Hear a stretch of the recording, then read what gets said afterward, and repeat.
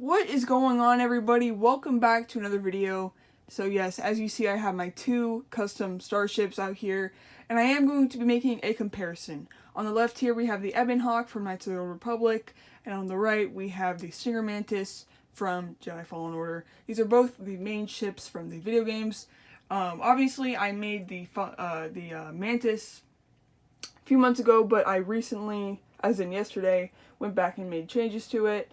And then the Ebon Hawk I made about a week ago, and I don't know, I figured I'd make a review because, you know, these are my two custom ships. I thought it'd be kind of cool to do that. So, yeah, without further ado, let's just start it off with the minifigures. So, obviously, taking a look, there is a very difference in minifigure size, and that is mainly just because the crew for the Ebon Hawk is a lot larger than the main crew for the Mantis. But starting it off with the Ebon Hawk's figures, we have a discount Dollar General Revan going on there.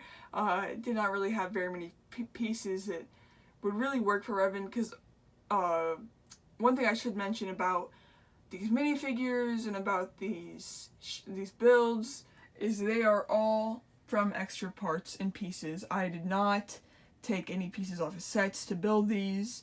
I did not take any minifigure pieces off of the minifigures that I have displayed. I have a minifigure box right there that I make my minifigures with.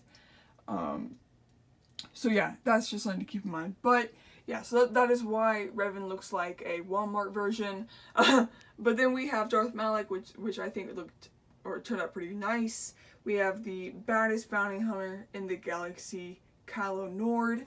T3, I believe his name is. And then we have the main character you play as. We have the Twi'lek mission. Zalbar, you know, they're besties.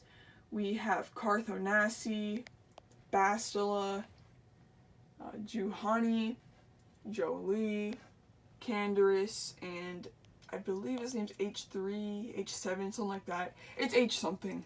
But yeah, so those are the minifigures that would come with the Ebon Hawk. Obviously, I wanted to make sure I got like the main group in there, and then some bad guys. Taking a look at the Fallen Order figures, we have Grease, the pilot of the Mantis, Marin, the Night Sister, Cal Kestis. You know, Cal Kestis is the bestest, so there's Cal. Also, I should mention BD1. So here's the BD1 I have on his back right now. This is kind of like a custom color scheme, and it would come with multiple different like designs of BD1, so you could, you know, change what it looks like. Yeah, it's pretty simple design for BD, and I think it works nice. It's very accurate to his actual size. I'm gonna knock something over and try to put him back in there, so I'm just gonna keep it like that. Then we have Sarajunda, pretty nice. Then we got a Scout Trooper if you've played the game. These guys, you see them a lot. And then I made a custom staff thing that they use, and then we have the second sister right there. So about half the minifigures for the Mantis, the Ebon Hawk has about 12. This has 6. So unless you count BD1, which I guess you should, so I guess 7. But yeah, so that's mainly because there's not as many characters in Fallen Order. I could have added Vader, which I did at one point, and I did have a custom Malicos, but I ended up having to take him apart to make a different figure. So I think that works, and this, you know, it's a lot of figures, but I think it also works. So now it's time to take a look at the ships themselves, so I'm just going to move all the figures over, because there is a lot of them. But yeah, so also, one thing I should mention is all these figures are purist, except for Kylo Nord. He just has a little bit of paint on his arms just to make him very, like, as close as possible to him, which I'm okay with. You know, well, and also Grease. I forgot to mention his head. You know, Grease is, he's definitely not a purist. But, yeah, for the most part, I try to keep them as purist as possible. But yeah, so let's take a look at the ships themselves. So the Ebon Hawk is the one I built most recently, and if you've seen it a lot on my social medias, that is because I am very proud of it, because it did take me 2 whole days of literal non-stop building.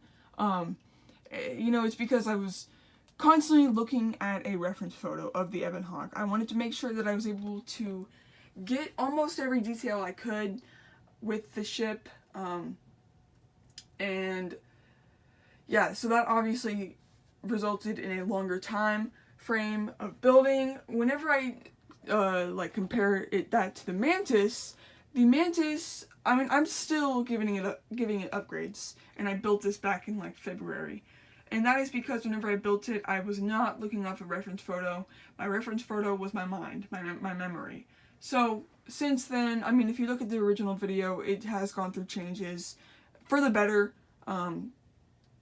So yeah, but I'm pretty happy with how it is right now.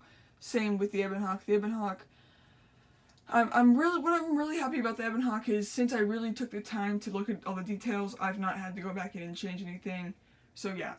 But they are 2 very different looking ships. I mean, taking a look at the Mantis, it's this very long ship, and then you take a look at the Ebon Hawk, and it's a very, you know, Millennium Falcon looking ship, kind of, you know, very different shapes, but I think that that's what makes them look really cool.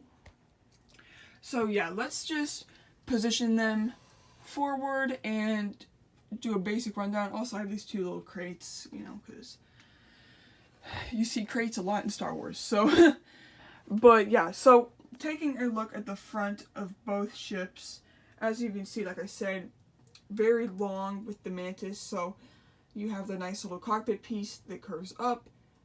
I made that using clear bricks, obviously. Then we have like the little guns up front, that is why it's called a Mantis, because it has those little Mantis looking guns. And then we take a look at the Ebon Hawk, and it's a very different looking cockpit. Obviously, it has these 3 kind of brown pieces coming out. This is the cockpit piece. Has some clear going on. Detail in there. I honestly don't know much about this ship, like like what model it is. I just know it's called the Ebon Hawk. But we have these brown things, which in the game I believe those lead to rooms and stuff. And then over here, same kind of thing going on. So yeah, you know, very different. But yeah, taking a look at the sides of the builds for the Mantis, what I really wanted to do was use a snot technique for the sides. Snot is obviously studs on top. It pretty much means, like, as you can see, the studs are coming out the side, not the top. I did this so that I could tile off the sides and just make it look overall more smooth. Then it would have looked more blocky if I did not do it that way. So that's what I did. And I mean, it's pretty symmetrical on both sides. If you look on this side, this part likes to fall in on itself a lot, but you get the picture. You know, it's very symmetrical. Also, one thing to point out with the Mantis is, in the game you can actually choose from many different color schemes. This is kind of I have inspiration from one of the color schemes, but it is kind of like my own custom color scheme. Whereas the Ebon Hawk, you can't do that. It's pretty much, it's like a brownish red, so I just went for brown and light gray pretty much. So that's what I did with that. But then this one, I could kind of take my own creative liberty, you know. But taking a look at the sides of the Ebon Hawk, it's kind of hard to move it because it's pretty heavy. But yeah, we just kind of have this greebling going on throughout it, because it does have like the parts of the ship showing on the outside, as so. Have some guns on the side there, which is pretty cool. The Mantis back here, we have the side engine. This model is for display purposes for the most part, so it does not have the function to be able to flip the engine down. So yeah, but like this engine is one of the things that has gone through a lot of changes. I just made it more curved, you know, just made it more accurate. My kind of thing with building custom sets is I try my best to make it so there's not just flat out bricks showing, because I feel like you're able to get the most detail whenever you you know, make something curved or, you know, whatever it might be, just that really makes it look a lot better. So obviously you got the wing of the mantis right there. The Ebonhawk does not really have any wings like that. Like this has like an upper wing going on. The Ebonhawk does not have that. It's more of a, I guess you'd say, like engine,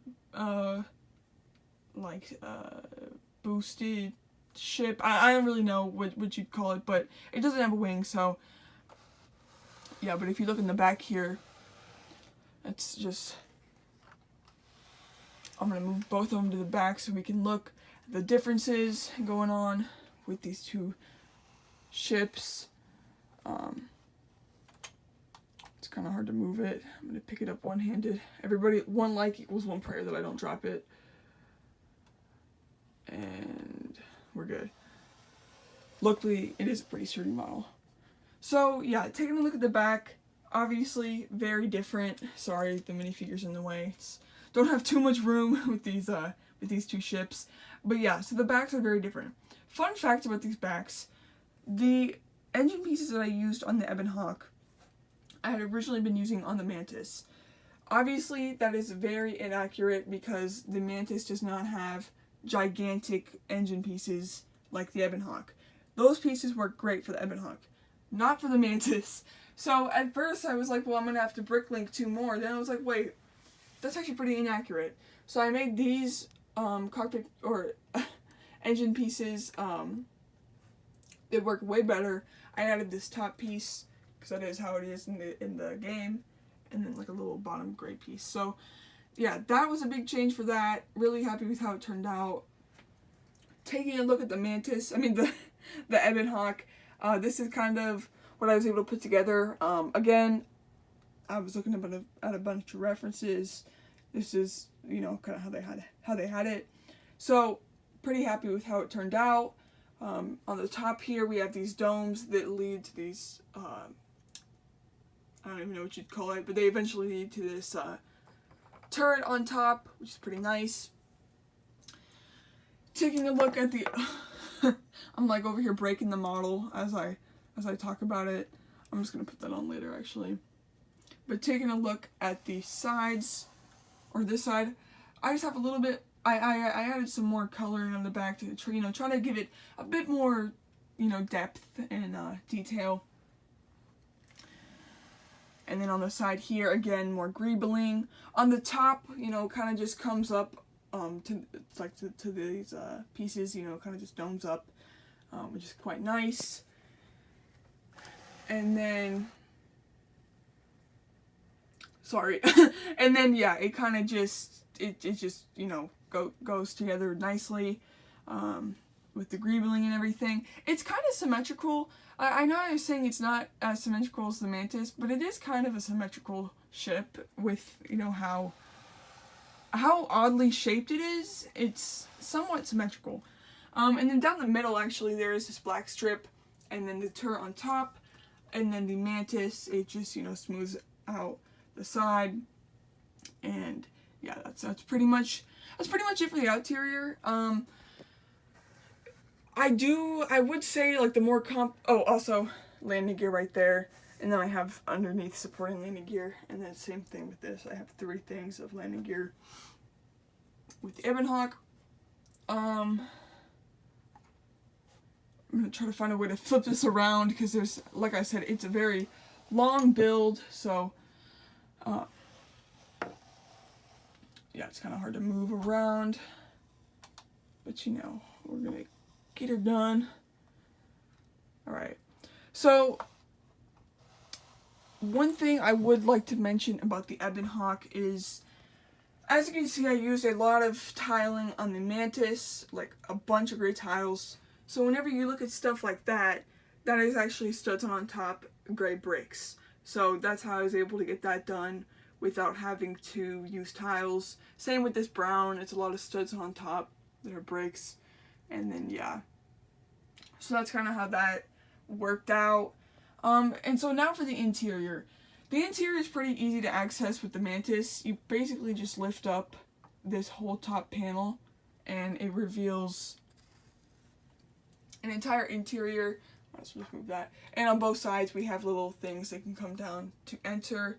But yeah, I got a cockpit piece. That's just there for support. It's like a support beam. But then got the holo map and then Cal's room. So it is pretty spacious. I mean, if you put a minifigure in, you know, she fell. But as you can see, like, she has a lot of room. So that is quite nice. As for the Ebon Hawk, I might have to, here, let me just do this real quick.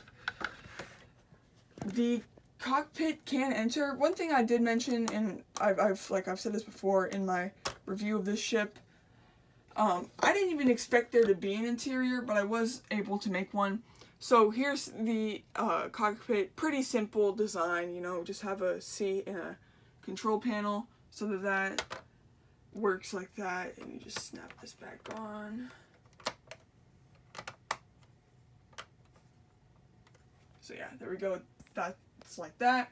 And then on the side here, these pieces just remove like that on both sides. On this side, just have a nice little hangout area. You know, it's not very much room, but I mean, I'm just glad I was able to get any room, period, you know. I mean, you can actually fit people standing up, so it's more room than you'd think. But there's Karth, and then on this side, you got a bed and a chest and stuff, and yeah. Since it's such a complex build, it was a bit harder to, you know, get an interior going on with everything, you know, happening in this build. But I am glad I was able to have an interior. So yeah, that pretty much wraps it up for the comparison of my custom Mantis and Ebon Hawk. So yeah, I'm pretty happy with these. You know, they both took a long time. The Ebon Hawk especially, but and the Mantis over time I've also, you know, been I've worked on it a lot. But yeah, so if you guys did go on to enjoy the video, make sure to hit like, and I'll see you in the next one. Peace.